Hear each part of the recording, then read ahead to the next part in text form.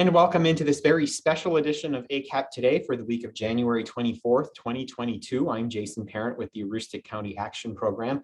On this week's edition of ACAP Today, the reason why it's so special is I'll be joined by my three predecessors, the three former CEOs of the Aroostook County Action Program, Connie Sandstrom, Brian Thibeau, and Norm Fournier. We'll be chatting about the first half century of the Aroostook County Action Program and what's to come next. I'm looking forward to a conversation and a look back in time on the early origins of ACAP up to almost present day. We'll be talking about that in just a minute, but before we get to that and our special guests, we are first going to turn to our news and information that you can use for, again, the week of the 24th of January, 2022. And we begin in our news and information that you can use this week with the following. We are now asking and encouraging folks, if they are interested in getting free at-home COVID-19 tests, that those are now available through the CDC site. You can visit covidtests.gov, as you can see there, and you can request up to four free at-home COVID-19 tests. They are, as I just noted, completely free. Orders will usually ship within 7 to 12 days. I know I went online and requested mine yesterday, and they indicated that they would be shipping the first orders later this month. So please do consider visiting covidtest.gov to get those 4 free COVID at-home tests for each address that they are available, so that you have them on hand in the event that you need to take a test. We also want to share, as it relates to COVID-19 in Maine, we are encouraging people to continue to get vaccinated and boosted if you haven't done either of those. They are now available for anyone aged 12 and older who have received the COVID-19 vaccine. Those are boosters, of course. You can visit maine.gov/COVID-19/vaccines to see where there's an appointment nearest you. If you are in need of any assistance registering for an appointment, you can call us here at ACAP at 764-3721, and one of our folks here will help you register online or find the nearest site to you and help make that connection for you. In addition, they are still continuing to offer a free vaccine ride program through the Department of Health and Human Services. That number, 1-855-608-5172, if you'd like to request a free appointment, a free ride to your appointment, and they ask that you do that within 48 hours of your appointment so that they have a heads up and can plan for the transportation accordingly. We also want to share with you at this point that the tax season is underway and free tax preparation appointments are available to households with a combined income of less than $58,000. Those can be offered through the Aroostook Cash Coalition, a partnership between the United Way of Aroostook, ACAP, New Ventures Maine, and a number of other partners, and sponsored in part by the County Federal Credit Union. We encourage you to dial 211 or visit cashmaine.org to schedule your appointment today. Appointments will be running through April. Again, dial 211 or visit cashmaine.org to schedule your appointment. Those are the two ways that you can schedule appointments. Appointments will be offered in Presque Isle as well as in the St. John Valley in Houlton at locations there. So be on the lookout for more information on that coming to you soon through other media avenues as well.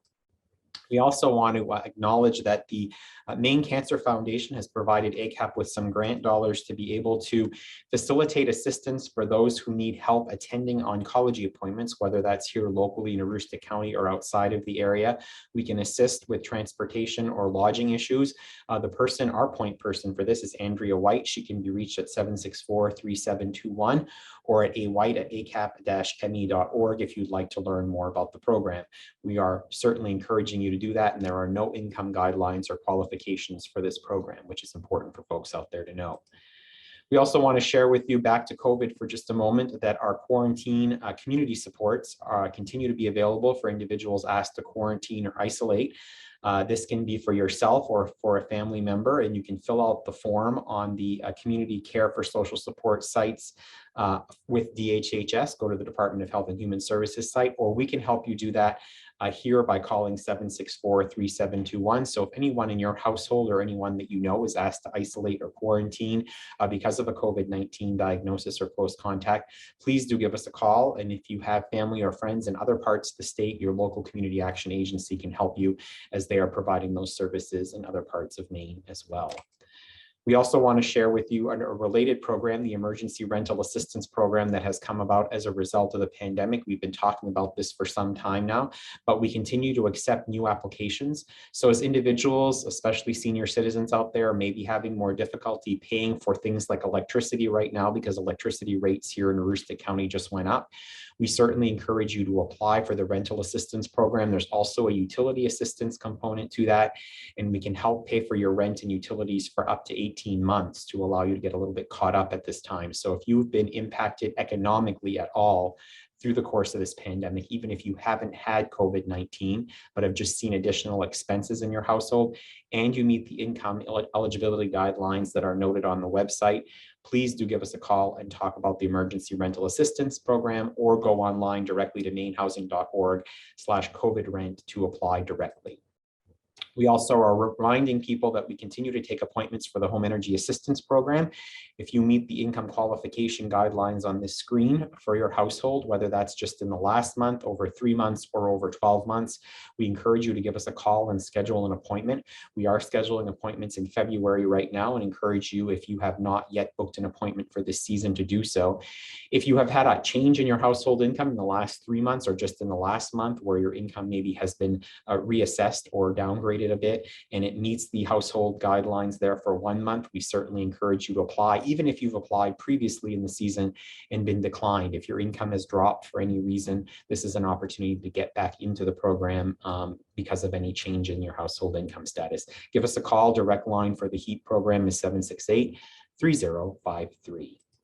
We also want to remind folks that our ACAP community covered, if you're out there watching this and have an interest in supporting us and helping individuals who are experiencing food insecurity, just have something quick to pick up when a pantry or other options are not available to them, we certainly encourage you to support this effort. $500 a month will help us stock this pantry near Walmart in Presque Isle at our 771 Main Street Presque Isle location. You could also adopt the pantry for the month as a family, a business, an organization, a community group, and fill it yourselves as an organization periodically throughout the month. Give Sherry Locke a call if you have any interest in being a community covered sponsor. We shared this last week. We had an in-depth discussion on our Breakthrough Youth program, and we continue to want to encourage youth in Aroostook County ages 14 through 24 to sign up for one of our 12-session programs designed to encourage youth to look at things from exploring career opportunities to learning skills to prevent or reduce alcohol and substance use, creating pathways to achieving career goals, gaining financial literacy, and a whole host of community health topics that will be covered in the class. Upcoming sessions start this week, January 26th, this Wednesday, at Adult Ed here at SAD 1 in Presque Isle from 5 to 7 in the evening. There's also a course or a session being offered at the Presque Isle Housing Authority in their community room. That one starts on February 1st, and it's from 3 to 5 in the afternoon, so great after-school activity to connect with. You can email prevention@acap-me.org or call 764-3721 for more information on that program, and we'd love to see a number of youth in the program as well. If you're in the Valley or in Southern Aroostook, email us or give us a call about your interest in participating in that program. I believe we're going to be starting another program with the Van Buren Adult Education, and we can also expand into Southern Aroostook as well if we know that we have folks interested in those regions. And lastly, in this week's news and information you can use, if you are in need of any assistance at all that we haven't talked about in this program, or perhaps that we have but just aren't quite sure how to connect with it, give us a call at 764-3721 and ask to connect with a navigator. Whether those services are offered by ACAP or a partner agency, we can certainly help you get connected with those services through our navigation program. So please do give us a call if we can be of any assistance at this time in any way. And that's this week's news and information that you can use, again, for the week of January 24th, 2022. And as I noted at the top of the broadcast, I'm so pleased to be joined on this week's ACAP Today by my 3 predecessors, the 3 CEOs of the Aroostook County Action Program. First of all, let's go in order of the years. Norm Fournier, who served ACAP from 1974 to 1987 as CEO. Then it was Brian Thibeau, who served from 1988 to 1995. And then my immediate predecessor, Connie Sandstrom, who served the agency in that capacity from 1995 to 2015. Welcome all. It's great to have you. Thank you. Nice to be here. Thank you. All right, so I'm looking forward to this conversation because it's going to provide me some insight as to the agency and how it evolved to be today. So I hope that our viewers are looking forward to it as well. And let's start right at that point of looking back and your retrospective tenure as the CEO of ACAP, and even maybe that beyond that, because I know you all overlapped at one point, or you each overlapped each other at one point or another. So what are some of the accomplishments that stand out to you about the agency at that time? And Norm, let's start with you because you go back to 1974, just shortly after the merger, and we have some photos of you just recently in a news clipping that were actually in Madawaska discussing the merger between the St. John Valley Community Action Committee and the Central Aroostook Community Action Council. So what are your memories from back at the early days of the merger and in your first part of your tenure as CEO? Well, thank you, Jason. First, let me thank you for getting the three of us, or the four of us together this morning. Looking back, and you talk about accomplishments, and the thing that sticks in my mind is the fact that we survived as an agency. To me, the biggest accomplishment was our survival. If you look back when President Johnson came out with the Office of Economic Opportunity to basically have programs and services that would help poor people in this in this country. And at that time, the services were the community action agencies basically came into existence, and it was to mobilize poor people in the states and in the country and in this county, so they could have a chance and success and move on and get off poverty. At the same time, there were programs implemented to provide services. And looking back in 1974, when I became acting executive director, and when I say survival, it's for the fact that after the programs were implemented, the Office of Economic Opportunity came into existence in 1964, things went downhill. We had people from the left and people from the right, and people from the left felt that the federal government was not providing enough services. People from the right were saying we're providing too many services for poor people. And when we, in the 70s, the turmoil was that when President Nixon came into his presidency, basically he froze the funds for the community service community service administration.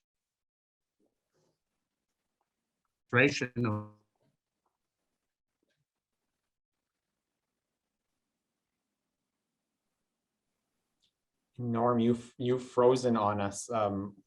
We'll come back to you. Hope we get that cleared up. But I see Brian. Brian is moving. So Brian, sorry, Norm. I think we've got you back.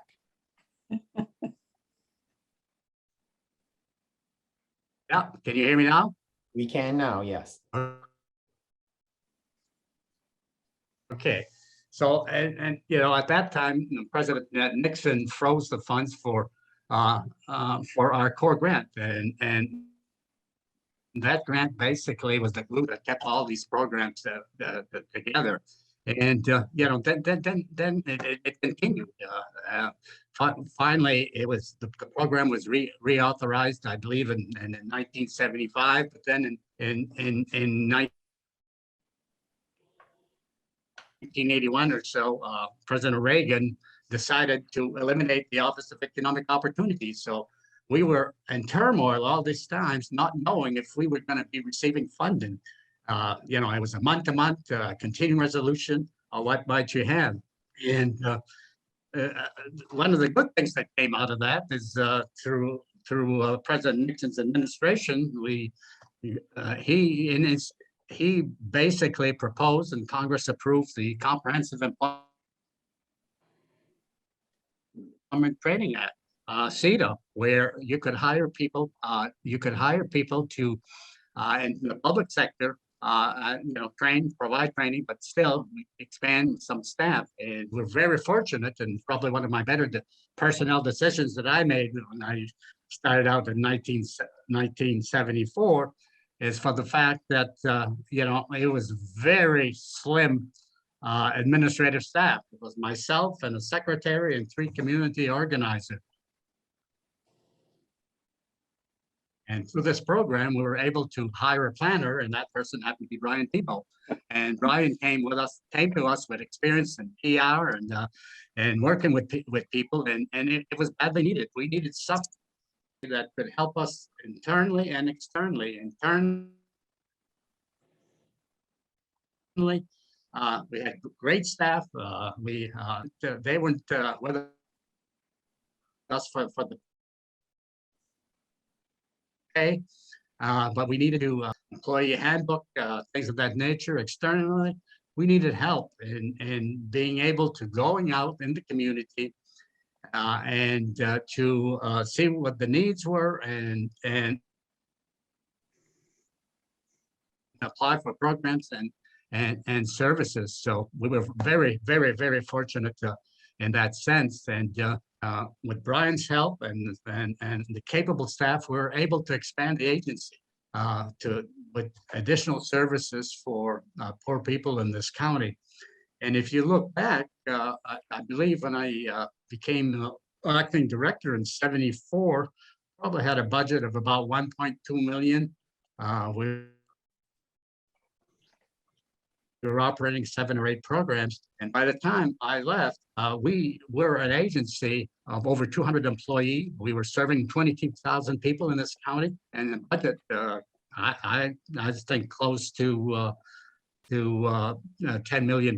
So even though we had challenges, and the challenges were that, we'd go out to other agencies to try to get some funding, and then these people would say, well, yeah, you're losing your core funds from the Office of Economic Opportunity, Community Service Administration. Why should we fund you? Why should we fund programs that you guys might not be around in 3 to 4 years from now? So I think our biggest accomplishment at that time was survival. Maybe Brian will disagree, but I think he's got some stories too that he could tell that it was not always easy. Sounds like the perfect place to let you pick it up from there, Brian. Sure. Yeah, I certainly agree with Norm in terms of during his tenure, those were certainly the issues we dealt with. But I would also note that once we got those programs, we were able to deliver and perform the services as planned. And that built up a reputation that we could do the job. And that proved, I think, in the ensuing decades to allow ACAP to continue to grow and to continue to hold that standard. My recollections during my brief tenure as executive director, there were a few highlights. One of my first challenges, I think around 1990, was the transition of the Northern Maine Rural Health Program to Fish River Rural Health, which was transitioning out of ACAP's umbrella into its own freestanding nonprofit that later would provide a nice soft landing ground where Norm could retire. Thank you, Ryan. I'm not sure he's actually retired, but yeah. But another milestone during that time was the introduction of migrant Head Start, when migrant workers started coming in to do the broccoli harvest, and it led to the center in Caribou being acquired and expanded for childcare. And that was a big learning curve, working with East Coast Migrant Head Start to perform those services.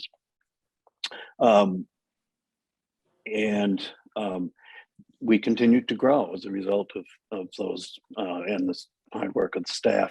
Also, the other thing that was looming at the end of my tenure, and employment training began to get involved in the closure of Loring Air Force Base and the providing services to the dislocated civilian employees. So those were some of the highlights of that period of time for me. And again, I think it was relationships. It was the staff that were delivering the services, maintaining good relationships with the state agencies and the folks we had to deal with. And generally, I think set by Norm was taking the high road, always looking, every challenge was an opportunity. It was not something to be discouraged by, it was something to grab a hold of and make work. So that's my memory of my days there. And Brian, you equally like Norm had the opportunity to work collaboratively with Connie before Connie took over in 1995 after you left the agency. What was that working relationship like before we get into Connie's memories of her tenure? Well, for one thing, I had to continually work on my wardrobe if I was going to work in the office alongside Connie.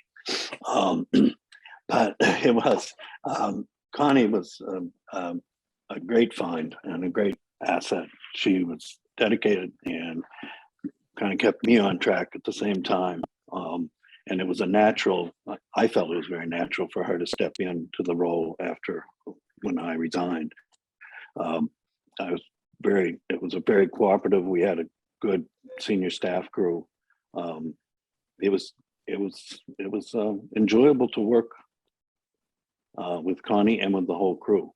That's one of the things throughout my tenure at ACAP, was being surrounded by people who were committed, professional, dedicated, and really gave me energy and encouragement. And Connie, you took over from there just shortly after Loring Air Force Base closed, as Brian pointed out, and what certainly was a change in the Aroostook County landscape that I think defined the next 20 years of your tenure as CEO. What are some of your accomplishments that you think back on and say, gosh, from sort of Norm's perspective of it was about survival to Brian's perspective of that transition between survival to sort of moving forward with new programs? What was it like in your 20 years? Well, thanks. And Brian, I'm glad I didn't have to remind you that one of your accomplishments was hiring me. So thank you very much for your kind words. And the transition was, it was pretty natural. And I just have to go back and mention both Norm and Brian have talked about, or have mentioned at least, how important it was to work on the reputation of ACAP and to build its sense of accountability and responsibility and deserving, frankly, of being included, being brought to the table and doing good work. So that made my transition much easier, for sure. We did certainly have, as you would in 20 years, in any situation, we had many challenges. And Loring obviously was the beginning, but it also gave us many, many, many opportunities. Our workforce development was certainly greatly expanded. We, worked closely with the Job Corps. It was really, I think we perceived it as we were there doing what we were there to do. And I do believe there's always been a mantra within the organization that we don't have to do this. We do it because we want to, and because it's an opportunity to make change in the community and for many, many people, as we all know. So. And it was, Connie, a time of sort of weathering through that change, and ACAP certainly saw some service growth and change in that period of time. Early care and education, many of the things that we're talking about today during the pandemic were very true during all three of your tenures. The need to have quality early childhood education, to be able to connect youth and adults to workforce services, and then sort of providing those backbone services that are especially important for seniors in our community, like the home energy assistance program and weatherization. A lot of those grew during your tenure. Right. And I do think one of the other, and speaking of growth, I do think one of the other greater achievements that we had during my, especially early on in my tenure, was in our facilities. I mean, we were able to purchase some property, which we hadn't made it a habit to do that because frankly, it was always difficult to find the funds to do that, the resources. We renovated some. We really, I think, established a very good foundation, no pun intended, upon which much more has been done. When we moved into, in 1998, moved into 771 Main Street, I mean, that was the first opportunity we had as an organization, or at least the best opportunity that we had to do some consolidation and bring together our 5 different departments. Previous to that, as everybody knows probably and has ever worked with ACAP or been a customer of ACAP knows that the buildings were everywhere. Even the core administration was everywhere. So that was a tremendous advantage and an asset to the agency. And I think it helped us by virtue of being at least the senior managers and planners that were together. It really allowed us to do planning and together and delivery of services, such that I do believe that really facilitated our transition to thinking of the client as a whole person with multiple issues that needed to be addressed, a more comprehensive approach to service delivery. And therefore, I think was the beginning, the stepping stone of our case management and our results-oriented, outcomes, I should say. That kind of all took off I mean, it did begin somewhat prior to Brian's departure, but the results-oriented contracting really grew and took off during my tenure. And I think there's no question that having the ability to physically, work together was a great advantage. So. Now, Norm, Connie mentioned among those things in her tenure was the improvement or some consolidation around facilities. And as we look back on some of the stories and memories that stand out, ones that I always hear from sort of early on in ACAP's tenure are stories about the facilities and snowdrifts coming into buildings and the like. What are some of the stories that you recall and think of fondly or with amusement to your time during ACAP CEO or with your time with the agency as a whole? Well, in regards to the buildings and what might you have, I compliment both Brian and Connie for moving forward and looking at that different space, for the fact that we were in an old building in Skyway Industrial Park that's there that was given to us by the city of Prescott, and let me tell you, the office situation was not that great. I tell the story of one morning coming into the office, and I had left a glass of water on my desk, and it was frozen. I mean, it was not the best situation for staff or for our customers or people coming in.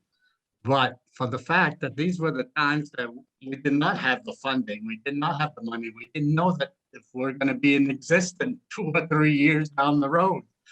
So, that's one of the stories that, I like to tell people, and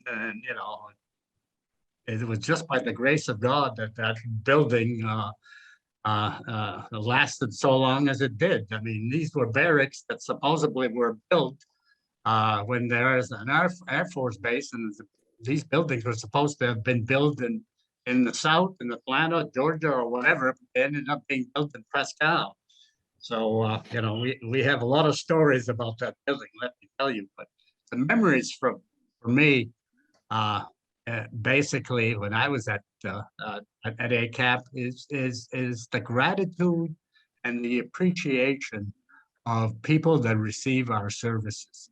And I remember remember looking across the programs of people coming in, as an 80-year-old elderly couple that we had winterized their home, provided home energy assistance, how grateful they were. The out of school youth, the high school dropout, that for the first time we're able to provide training. Our Head Start program, you mentioned Head Start, early education, and it was a lot more than that, for the fact that we were providing services in Head Start that these kids had never received in their lives. For example, in our Head Start programs in the centers in the St. John Valley, a lot of these kids had never been to a dentist because there was not enough dentists in the area to service them. I mean, we even, remember making accommodations that on weekends, on Saturday, we were fortunate enough to be able to secure the services of a dentist in Fort Fairfield. We'd bus our kids, our Head Start kids, from Allagash, from Fort Kent, Van Buren to Fort Fairfield so they could receive dental services. The other thing, the memories that comes to mind, and again, both Connie and Brian mentioned the staff, that, we were very fortunate, and I'm sure you're the same way, Jason, with how loyal and how dedicated we have the people that work for ACAP.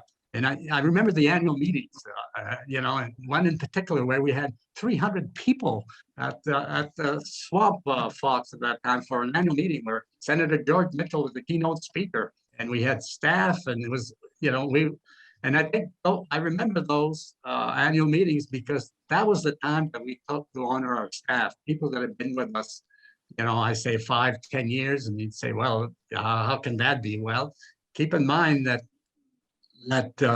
like you said, there were two community action agencies that merged in 1972.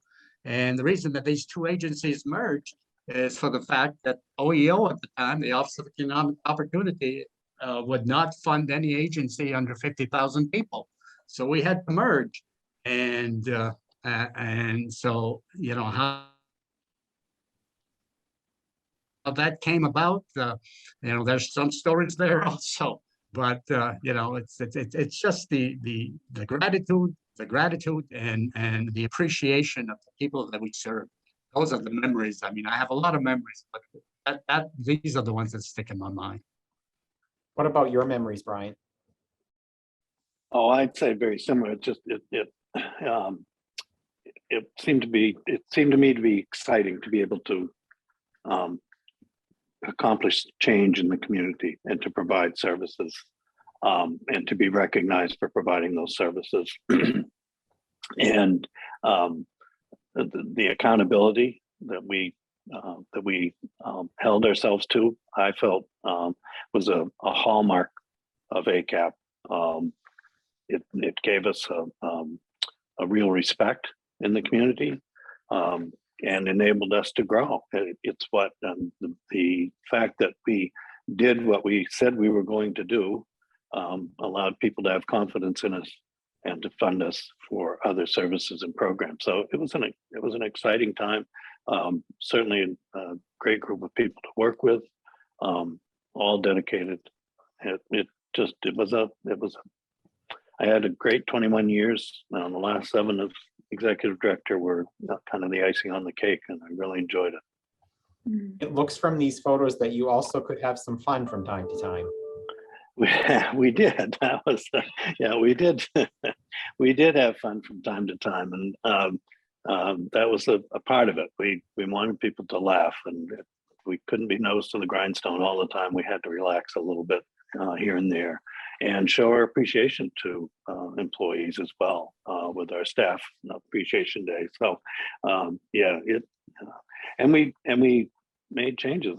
I recall the Rustic Teen Conference that we would hold that would draw 500 or 600 teenagers from high schools throughout Aroostook County for a one-day conference where there were workshops on health, reproductive health, health education, family life, whatever.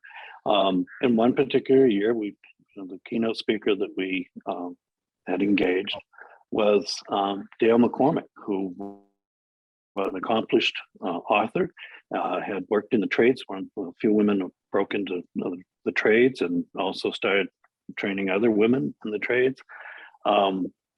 But she happened to be lesbian, and that just erupted into a bit of a firestorm that you would have thought that we were bringing all these teenagers there and somehow they were going to be inculcated in a gay or lesbian lifestyle, which was absolutely obviously not the truth. And we had a lot of scrutiny. We had some very conservative groups that were praying that something would happen and that the conference wouldn't go on, which kind of made you sit up and wonder what kind of disaster they hope would befall the conference. But that was pushing the envelope, and we weathered that. We had board members come and attend the conference and see firsthand what's going on. And in the end, the conference was very successful. And I think we broadened the community's understanding of that issue. And so that, you had the opportunity to do some of those things. And obviously we didn't do that intentionally. We just wanted a good speaker. And we're embroiled in the firestorm that erupted. But that was affecting change, and it was positive change. So we were proud of the work that we did on that. Carolyn Cody was the family planning educator who spearheaded that and did a wonderful job. Connie, what about you? What are some of the memories that you look back on fondly? Well, much of what the boys have said. Boys.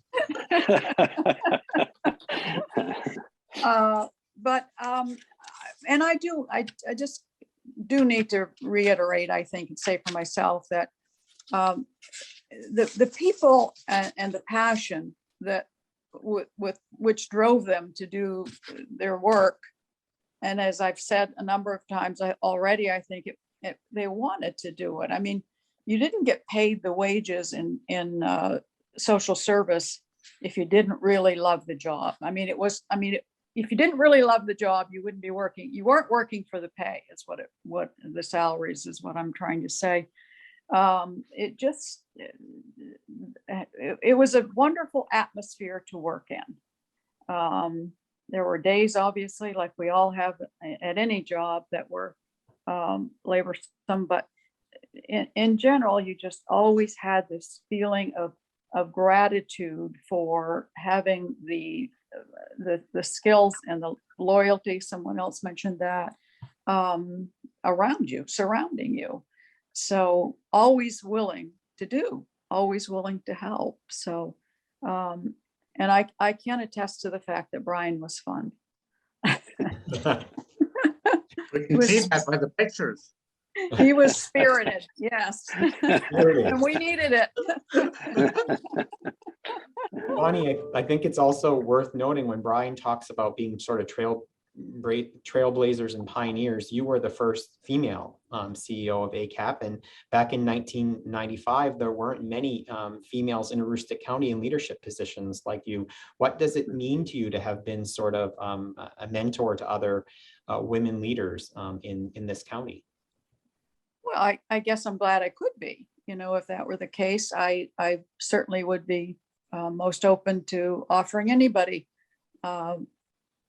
advice or talk about my experiences. But I just want to say that I didn't ever really emphasize that because I, quite frankly, didn't want to be viewed as being in that position because I was a woman. I wanted to earn my degree, so to speak. And so if I were asked, or if I was asked anything or for advice, or willing to do that, but don't rely on it as the way to get a job.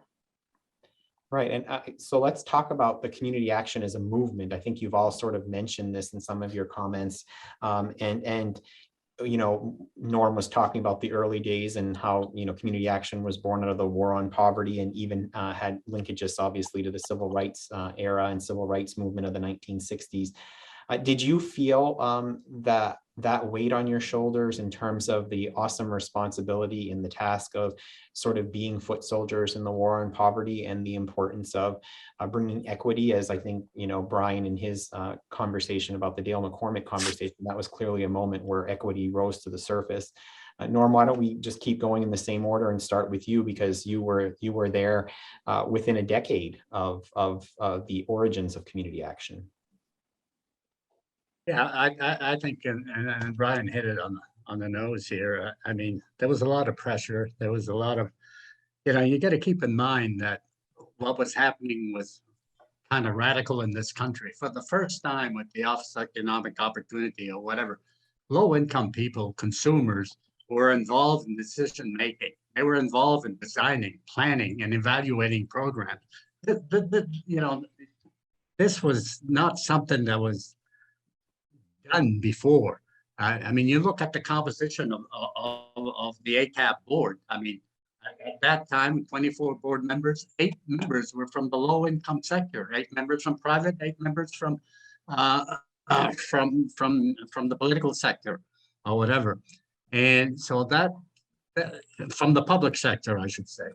So that, that was a new concept. And for some people, that was scary. And I can think, for example, a couple of examples that come to mind where we were the trailblazers changing things, and some people, it was controversial, like Brian said, with the team conference. I mean, I think of one of the programs that we were operating, the donated food program, surplus program to USDA. And at that time, people could get surplus food, cornmeal, beans, rice, cheese, butter, or what might you have. Well, when President Nixon came into power back in the early 70s or in the 70s, basically has transitioned that to the food stamp program. Well, ACAP was asked to do the advocacy in the county, to do the outreach.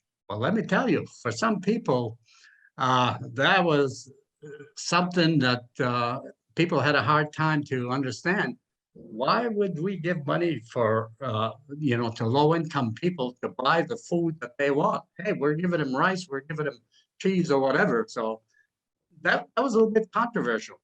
I remember when we had the VISTA program, which was basically the domestic Peace Corps program, which made up mostly of kids and college that would donate their time or volunteer their time with a stipend from the federal government to advocate or disseminate information to poor people. I remember an instance where 2 of these individuals were assisting a single mother in getting welfare assistance. I won't mention the town, but when these people went in to help that welfare mother or that single mom, the welfare director basically kicked them out of her office, saying, "Hey, what are you doing? You're interfering." And and finally they left because she threatened to call the police.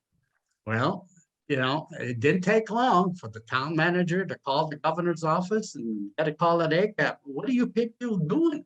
You're interfering with town affairs.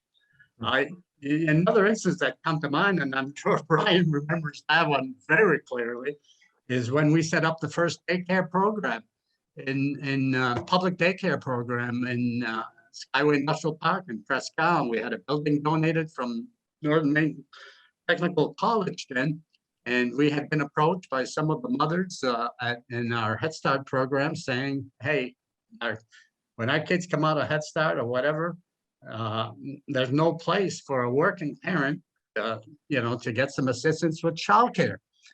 And so we were able to get a grant. And the first year, I think 75, 76, 30 kids. But all of a sudden, you get an editorial in one of the local papers that this was communistic. This was a communist idea to indoctrinate young kids in Aroostook County. I remember Brian spending an inordinate amount of time responding to that and talking to the editor and saying, you know, this is what it's all about, folks. And so that's the type of community action that we were involved in those days, Jason. So Brian, for you as well, clearly from that conversation with Norm, it was very relevant to you, and you were always and constantly connecting with the roots of community action and the purpose of the work. Well, I think so, and my recollection is that I don't think that was that was not what was on my mind. What I reflect on was it just seemed we were just doing what we needed to do, and really, I don't think I really had a sense of how heavy that purpose could be. It just seemed like it's what we need to do. We thought it was the right thing to do, and just did it, and really didn't. I don't think I ever thought of the broader ramifications, or that we were part of a cause or a movement or any of that broader kind of picture. It just seemed this is the work we need to do. It's work in our community. It's work for our community to make our community better, and let's just put our heads down and do the work and do it to the best of our ability. And I just that's kind of where my head seemed to be at the time. Connie, where do you land in terms of you sort of connecting community action mission, doing the work? Did it all come together for you? Yeah, I think as far as considering it a weight, we considered it appropriately as a weight, but not in the sense of, oh dear me, you know, this is the sky is falling kind of thing. Again, picking up or repeating a bit of what Brian just said, we did what we did because we had to. We wanted to be taken seriously. So to that extent, we certainly did emphasize that we were accountable and responsible rather. But who wouldn't want a person that was administering government funds to be accountable and responsible? So that was foremost. That was always a theme that we drove home to many of our staff and whomever we had the opportunity, all of our staff and whomever we had the opportunity to talk to about that. So I think it was appropriately weighty, but I like probably to use the word serious. I mean, it was serious business. And I was in had the distinct advantage of following Brian and Norm, and you've heard them say a number of times that there so much energy was placed around building a solid reputation and being highly regarded in the community. So I certainly started working at the agency when much of that groundwork had occurred already, and it made it a theme that never left us. And it was, again, the thing to do. We really needed to do to make sure we were had high standards and that we lived up to them, quite frankly. I don't know if it was Brian, maybe when he was still there, but I remember having him say, and I know you hear this in any sort of public relations or affairs kind of situation, just think about waking up and reading the paper and seeing your organization in a headline that's negative. I mean, that's pretty simplistic, but it was constantly, we are this agency that says we do this. We have these sort of standards. We need to live up to that. So, yeah. Thank you, Brian and Norm, for that. and You're certainly welcome. I would say that legacy has lived on, and the employees here, they all come to work each and every day working to uphold, I think, those standards. So thank you, all three of you, for the work that you've done in that regard. want to shift from your career perspective for just a moment, because ACAP and community action were all significant parts of your professional career. In retrospect, what is it that ACAP represents for you in that time? You've all done other things, Connie in particular before, and certainly Norm and Brian have gone on to do other things since, including Fish River Rural Health, as Brian pointed out. But all of you are still active, actively engaged in your communities through volunteerism and the like. But what does the time that you spent at ACAP and in community action represent to you, Norm? Well, I've said often, Jason, that I credit ACAP for any such.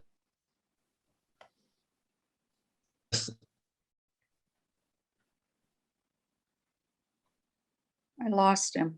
I think it's a bit of a cliffhanger moment here, folks. I mean, we're waiting on bated breath, Norm, if you could repeat that. Because Are we still there? Hello? Yeah. Yes, Norm, sorry, we lost you I'm for back. a second. So we had a cliffhanger moment there where you were about to tell us that you've told us before about what ACAP Okay. represents to you. I've So- lost you now, Jason. Okay. Like, I was saying that, I credit ACAP with any successes I've never had in my career. I mean, I was given an opportunity when I was appointed interim executive director in 1974, manage an agency with, 100 people at that time with different programs and $1 million or so funding. And my background is in education. I'm an education major. I didn't have any management training. I didn't have a degree in public administration. And, and Brian will vouch for that. The first couple of years was on the job training pretty much. And, the staff, were exceptional. And, I'll tell a little story here. Probably one of my most unpopular decisions that I've ever made as executive director, but it was at the time that I was interim director. When I was appointed acting director back in '74, it was 4th of July week. And the board of directors on a Monday or a Tuesday came in and asked if I would serve as acting director. And after some persuasion, because I didn't think I was qualified, said yes. And the next day, administrative assistant, and at that time, the board said, hey, listen, we don't want to make this announcement till 4th of July week. It's going to take away from the announcement. We'll make the announcement the week after, the next Monday.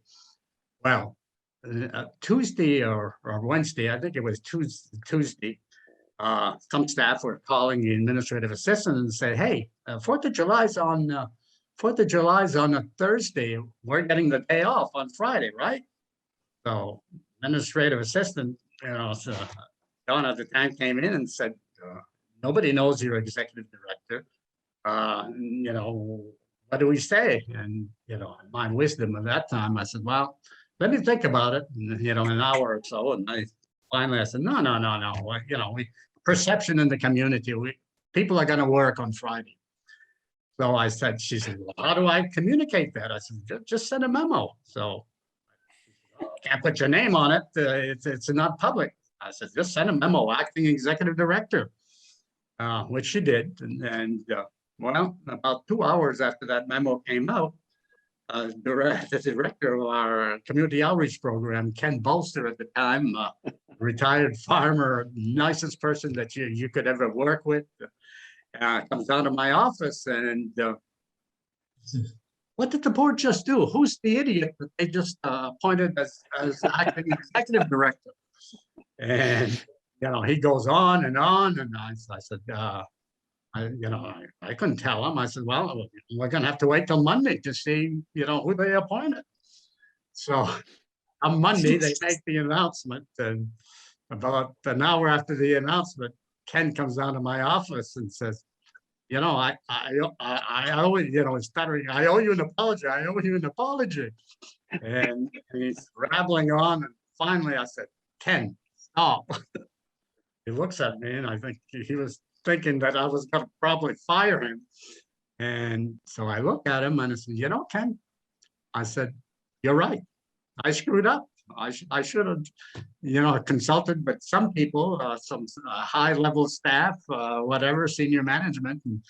And so, looked at me and I stopped talking, and all of a sudden he extends his hand and said, you're going to be a good executive director.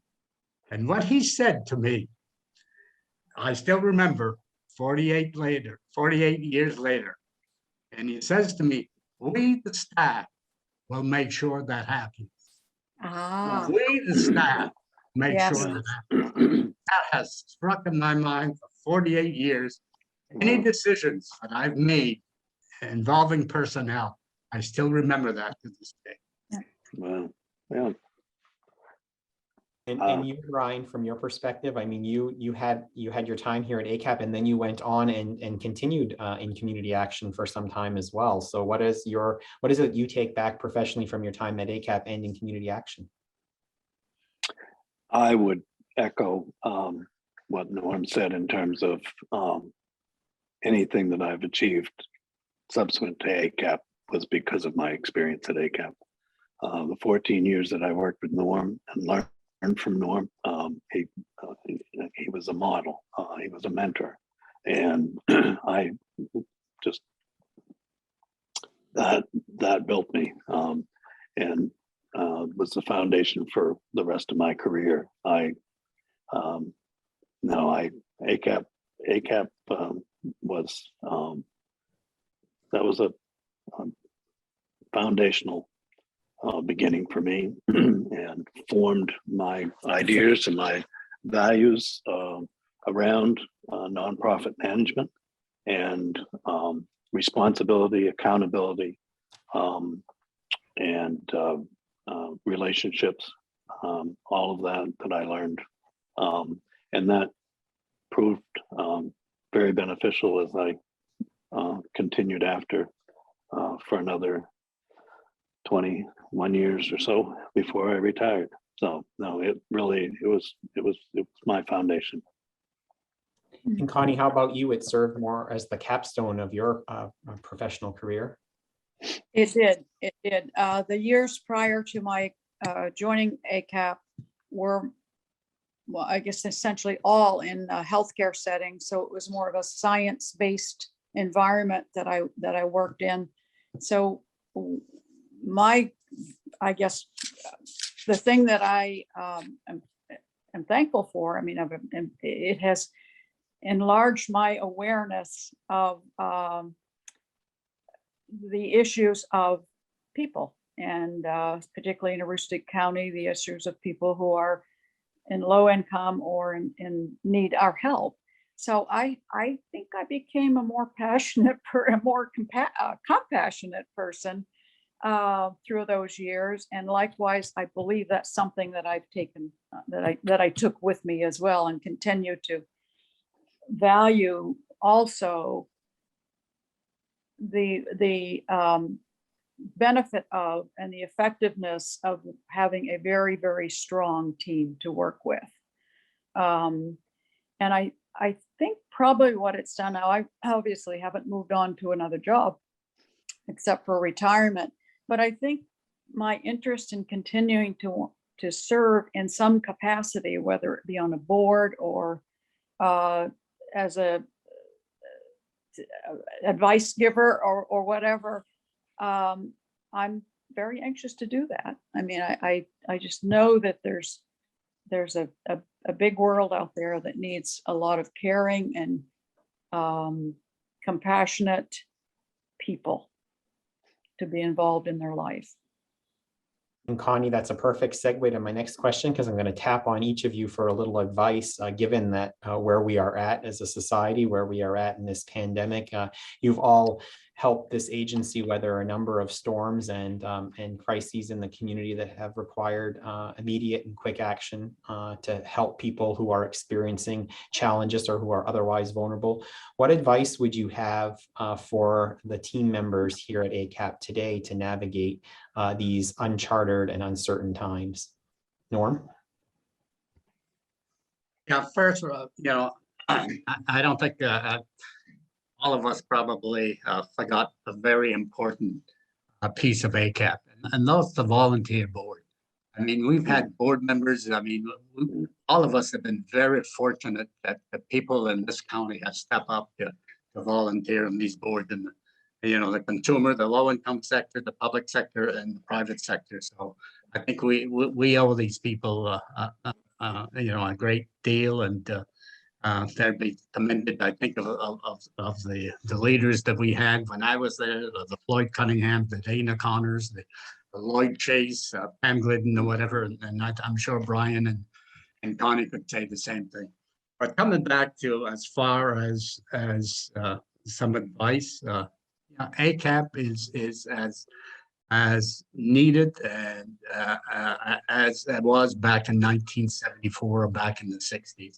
And I think just to use a few examples here, what you've done with COVID and bringing services to people, helping people that are quarantined, bringing food to people, to transportation or what might you have. What you've done with the rental assistance program. I mean, you serve more people in Aroostook County, low-income people, for rental assistance, I think, one time that the other 9 CAP agencies did. So, you're to be commended for that, Jason, and the agency. A little bit of if I had to parting comments, would be stay the course. I mean, you've got people in that agency. Looking at one of your programs the other day when you interviewed Randy Rattray, a housing program that he's been in weatherization over 40 years. Sue Powers in early education, Pam Good, Mary Duff in employment and training program, Linda Slowak in early education. So you've got people across the agency that are, I don't know if that's the proper word, but are battle trained. I mean, they've been through the work. I mean, these are some of the people that were there, that were hired when Brian and I were at ACAP. So that would be, I guess, rely on these people. These people have the history and have the background. The other thing that I want to mention is continue what Connie has indicated a while ago, the case management, the integration of programs, which we could not do back in the early 70s. These programs were basically run in a silo. Head Start would be by itself, a home energy assistance by itself. Lord forbid, if you tried to integrate any of these programs, the funding sources would be down our necks. So continue that. I mean, for the fact now that you go in and you apply for a Head Start, you can use that same application. You're using that same application for home energy assistance, weatherization, WIC, or what might you have. That was not the case in our days. You had to have 10 different applications. So, it's come a long way. And I commend you, Jason, for doing the integration of these programs, which is badly needed. And it's a great service to the people that receive your services. Okay, thank you very much, Norm. Brian, Thibeau, your advice. Yeah, I echo the stay the course, certainly. I think you continue to have a strong staff, a strong organization. It's grown even larger in the last few years. You're clearly doing some things right and keep doing them right. But I think listening to the community, having your ear to the community, relying on the knowledgeable staff, professional staff that you have. That's I think, and it's allowed you to be, as Norm pointed out, to be I don't know what record breaking in terms of innovation and how you deliver services, particularly with the COVID. So you've responded imaginatively, creatively to get it done. You don't just put your hands up, you put your head down and say, here's the challenge. It's an opportunity for us to succeed. Let's succeed. And I think you set that standard. I say stay the course.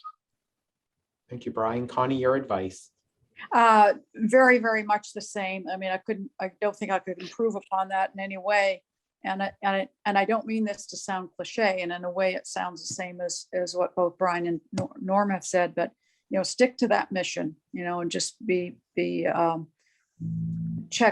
some check-ins on, on your agency and the agency, and where you are and where you need to go.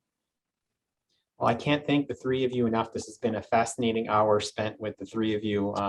Just the wisdom and the history of ACAP just oozes through each and every one of you. And I appreciate your dedication to the work of community action here in Aroostook County and all that you have done. So my hat's off to you, and thank you for the wonderful foundation that is this agency. So thank you. Thank you. Thank you. Before we leave all of you today, just a reminder, if you would like to join that wonderful team that Brian, Connie, and Norm have spoken about, we certainly encourage you to complete an application. We have a number of positions open across Aroostook County and would love to have you consider joining our ACAP team. You can go onto our Facebook page or at acap-me.org and check out the job opportunities across Aroostook County. We have some wonderful benefits as well listed there on your screen. And lastly, before we leave you, as we do each week, our photo of the week. And this week, as every week this year, we are doing a throwback snapshot of the week. So this is a photo demonstrating how technology has changed over ACAP's 50 years. And this was a former team member, Suzette Johnson, who was working on a new word processing device back in 1981. So you might, the three of you might remember the first word processing and technology that came into ACAP in the computer age, and certainly has changed and changes daily. So thank you. It was a very expensive computer, $25,000 for that computer. And it practically filled a room, as it looks like right there. So, Right. All right. Well, thank you all for joining us on this edition. And again, a special thank you to Norm, Brian, and Connie for their great conversation. We'll be back next week with another edition of ACAP Today, and we'll see you then. Thank you. Thanks.